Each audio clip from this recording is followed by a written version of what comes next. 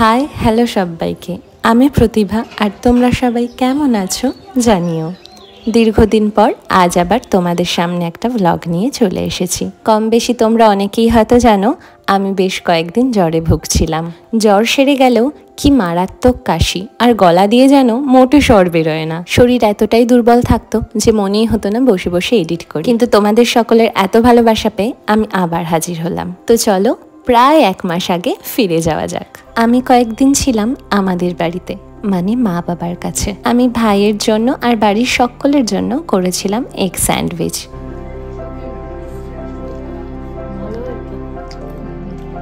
আর এখানে দিদির বাড়ি থেকে মাসিমা আমি এসেছি শুনে চষি পিঠে পাঠিয়েছিল, খুব সুন্দর হয়েছিল খেতে।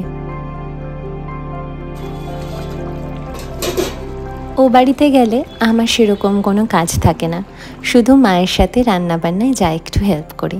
তো এই দিন দিদিরা সবাই আসবে বলেছিল, আর রুদ্রদাও সেদিন রাউরকেল্লা চলে গিয়েছিল, তাই দুপুরবেলার রান্নাবান্না আমি আর মা মিলেই করছিলাম। আমি মাংসটা করেছিলাম আর মা ফ্রাইড রাইস, চাটনি, বেগুনি এগুলো করেছিল।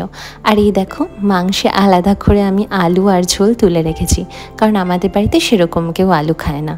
আর মায়ের হাতের এই ঝরঝরে ফ্রাইড রাইস আর চিলি চিকেন আমাদের বাড়ির প্রায় সকলের খুব পছন্দের। ও বাড়িতেও যখন আমি এখন ফ্রাইড রাইস করি, তখন সেই ছোট্টবেলার মায়ের হাতের ফ্রাইড রাইস, চিলি চিকেন খাওয়ার জন্য যে অধীর আগ্রহে বসে থাকতাম, সেই কথাগুলো ভীষণ মনে পড়ে।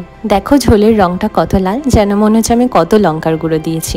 আসলে না, আমি একটা টেকনিক ইউজ করি, তোমাদের সেটা পরবর্তী কোনো ভ্লগে বলবো। তো এই তো ছিল সেদিন দুপুরের খাওয়া দাওয়া, আর আমরা সকলে মিলে একসাথে খেতে বসেছিলাম দুপুরবেলা। দিদিদের আসতে একটু লেট হয়ে গিয়েছিল, তাই বাবাকে একটু আগেই খেতে দিয়ে দিয়েছিলাম।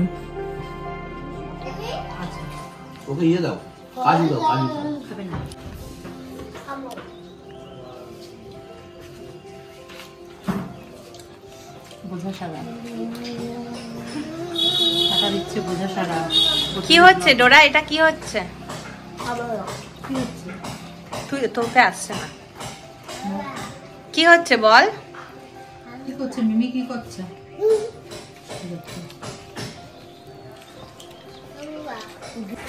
এখান থেকে ছুঁড়ে বাবা চলে যাবে, এদিকে তাকা, বাবা চলে যাবে।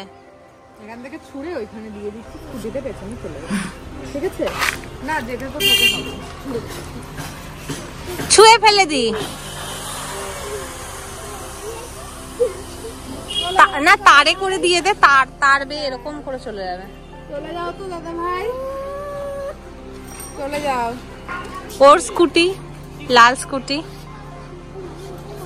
হ্যাঁ হ্যাঁ, না যা যা যা, টাটা। হ্যাঁ, এবারও কি গুড় নিয়ে যাবে নাকি রুদ্রদা? Tata tata tata. বিকেল ছাড়িয়ে প্রায় সন্ধে হয়ে আসছিল, আর দিদিরা এবার চলে যাবে। আর ডোরা আমাদের সকলকে টাটা দিচ্ছে, আর মা ওপর থেকে ওকে সমানে বলে যাচ্ছে যে আমরা সবাই তোমাদের বাড়িতে যাব। এই কথাটা শুনলেই ভীষণ রেগে যায়, কারণ ও ভাবে আমরা হয়তো সকলে গিয়ে ওর বাড়িতে গিয়ে লজেন্স, ক্যাডবেরি সব নিয়ে আসবো। তবে আমার জন্য কিন্তু এটা ছাড় আছে, মানে মিমি গেলে তার কোনো সমস্যা নেই। আর মা এখানে ওপর থেকে ওকে টাটা দিচ্ছে। এই যে হলো ডোরার দিদিয়া। আর এরপর সন্ধেবেলা ঘটে গেল এক কাণ্ড, মজার কাণ্ড, শোনো সবাই। যাবো, আমি প্রথমে আমাদের স্কুলে ঠাকুর দেখতে গিয়েছিলাম, তারপর বসাক পাড়ার 2টো ঠাকুর দেখলাম, আর নবরং সঙ্গে 2টো ঠাকুর দেখলাম, আমাদের পাড়ার 4টে ঠাকুর দেখলাম। তারপর আমি বাড়ি চলে আসলাম। বিকাল হইতেই আমার বন্ধু আবার আমাকে ডাকছিল। এখানে আসলে আমরা একটা ভাইয়ের ডায়েরি পেয়েছি, যেখানে ভাই বিশেষ দিনের ঘটনাগুলো প্রতিলিপি করে লিখে রাখে। যে কোনো বাচ্চা বা বড়োর এটি কিন্তু একটি ভালো অভ্যাস। বাবান এখানে সেই ডায়েরিটাই পড়ছে, তবে ভাই কিন্তু ডায়েরিটা গোপন করে রাখেনি। আমার মনে হয় ওর কোথাও না কোথাও মনে হয়েছিল যে আমরা এই ডায়েরিটা পড়তে পারি, তাই কাছাকাছি রেখেছিল। এটাই বোধহয় শিশু সুলভ মনের পরিচয়। আর হ্যাঁ, আরেকটা কথা, তোমরা কিন্তু আমাদের বাড়ির এই কন্ডিশন দেখে কেউ কিছু মনে করো না। রেনোভেশনের দীর্ঘ এই কাজ কমপ্লিট হলেই আবার বাড়িঘর সুন্দর করে সাজগোজ করা হবে। আর এভাবেই আজকের দিনটা কেটে গেল।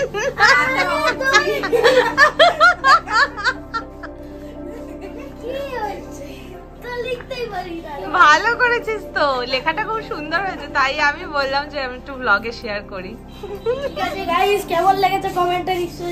আর এটা ছিল পরের দিন দুপুরবেলা। আমি অনেক দিন বাদে টক কুল মাখিয়ে খেয়েছিলাম। আর তারপর সেদিন আমি বাড়ি ফিরে এসেছিলাম।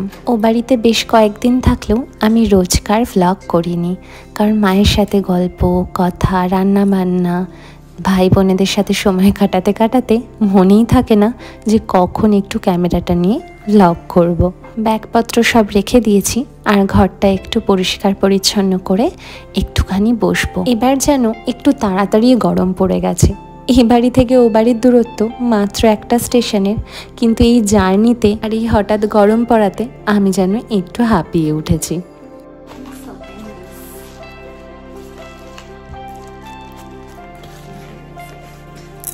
বাড়ি এসেই দেখছি একটা পার্সেল এসেছে, আর এই পার্সেলটা দেখে তো আমি ভীষণ খুশি হয়ে উঠেছি। ভ্যালেন্টাইন্স ডেতে জিমু ছিল না ঠিকই, কিন্তু নিজেকে নিজে তো একটা উপহার দেওয়াই যেতে পারে, তাই আমি আমার জন্য একটা ছোট্ট উপহার অর্ডার করেছিলাম। তবে তখন ভ্যালেন্টাইন্স উইক তো চলে গিয়েছিল, আর এই পার্সেলটা কিছুদিন বাদে এসেছিল। পার্সেলটা ছিল জিভা নামে একটা জুয়েলারি কোম্পানির। সব পার্সেলের মতো এখানেও কিছু রিডিং ডকুমেন্টস আর থ্যাংক ইউ নোট ছিল। তবে যেটা স্পেশাল ছিল, ভ্যালেন্টাইন্স লাভ পাঠিয়েছে। ভ্যালেন্টাইন্স উইক বলে তাই একটা ভ্যালেন্টাইন নোটও পাঠিয়েছিল। এই ছোট ছোট জিনিসে আমি ভীষণ খুশি হয়ে যাই। জিভা কিন্তু একটা ট্রাস্টেড জুয়েলারি কোম্পানি, বাট এর ওয়েবসাইটে গিয়ে কিন্তু আরও বিভিন্ন জিনিসপত্র পাওয়া যায়। আমি যেমন এখান থেকে একটা সেন্টেড ক্যান্ডেলও নিয়েছিলাম। এটা ছিল ল্যাভেন্ডার ফ্রেগরেন্সের। সেন্টেড ক্যান্ডেল বিষয়টা কিন্তু এখন ভীষণ হাইপে। আমার ল্যাভেন্ডার ফ্রেগরেন্সটা ভীষণ পছন্দের, তাই আমি এটা নিয়েছিলাম। এছাড়াও বিভিন্ন অনেক অপশান আছে, অনেক রকম ফ্লেভার্স, অনেক রকম ফ্রেগরেন্সের। এবার আসি মেইন যেই জিনিসটি আমি নিয়েছিলাম আর যেটার জন্য আমি এতটা এক্সাইটেড। এটা ছিল আমেরিকান ডায়মন্ড আর ফাইন সিলভার দিয়ে একটা স্টাড। অরিজিনাল ডায়মন্ড দিয়ে তো নিজের উপার্জনে কবে কিনতে পারবো জানি না, তবে আপাতত আমার উপার্জনে এইটুকুনি অনেক।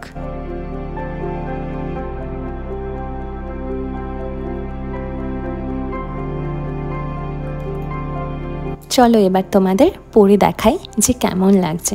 জিনিসটা কিন্তু আমার বেশ পছন্দ হয়েছে।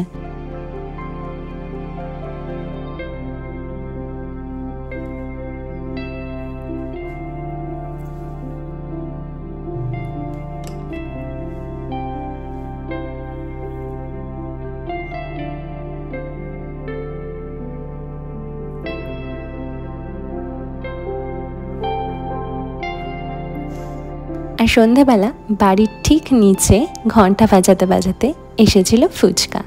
আর এই কাকুর হাতের ফুচকা খেতে ভীষণ ভালো লাগে আমার।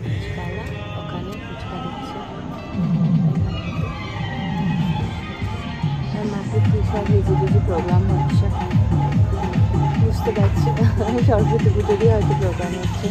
আমি তো সরস্বতী পুজোয় ছিলামও না, এখানে বাড়ি ছিলাম, বাড়ির। আর আমি এক প্লেট স্পেশাল ফুচকাও নিয়ে নিয়েছিলাম। সত্যি কথা বলতে যেদিন ফুচকা খেতে ইচ্ছে করে না সেদিন পাশ দিয়ে গেলেও মনে হবে না একটা খাই, কিন্তু যেদিন খেতে ইচ্ছে করে মনে হয় যেন 7 সমুদ্র 13 নদী পার করে হলেও আমি আজ ফুচকা খাবই। আর এরপর ডিনারে ছিল রুটি, ফুলকপি পনির দিয়ে তরকারি, মোচার তরকারি, আর পেঁয়াজ ছাড়া তো আমার রুটি খাওয়া হয় না।